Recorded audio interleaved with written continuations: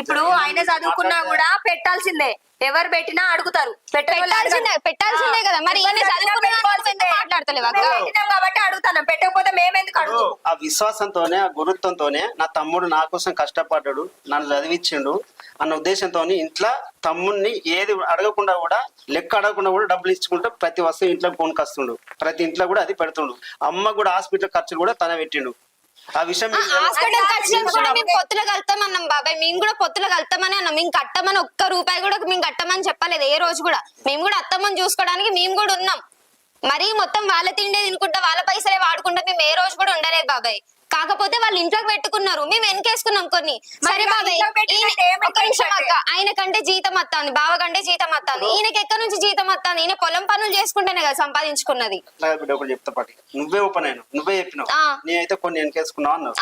మరి వాళ్ళది ఇప్పుడు మేము ఏమంటున్నాం అంటే, పంచుకునేటప్పుడు అది సరిసగం అయినప్పుడు మీ పైసలు కూడా సరిసగం అవుతుంది. ఎట్లా సరిసగం అయితే బాబాయ్? ఎట్లయితే ఎట్లయితే అరే నాకు ఒకటి అర్థం కాదు బాబాయ్, మేము వేసుకోగా అత్తమ్మకి చెప్పినాం. చెప్తా పాట, మీ పైసలు మీకున్నప్పుడు మరి వాళ్ళ పైసలతో ఉన్నప్పుడు అవి వాళ్ళకి ఉంటది కదా. మరి ఇట్లా నువ్వు ఇట్లా మాట్లాడితే అట్లా మాట్లాడాల్సి వస్తుంది కదా. సరే బాబు, వాళ్ళు తీసుకోగా నేను అస్సలు అంటలేను బాబాయ్, అది తప్పని నేను అస్సలకే అంటలేను. కానీ మేము ఎందుకు అత్తమ్మకి చెప్పి చేయాలి, వాళ్ళు ఎందుకు చెప్పకుండా చేయాలి? నేను అది మాట్లాడతాను. చెప్పి చేయాలి, ఏదైనా చెప్పకుండా చేస్తే ఎట్లా?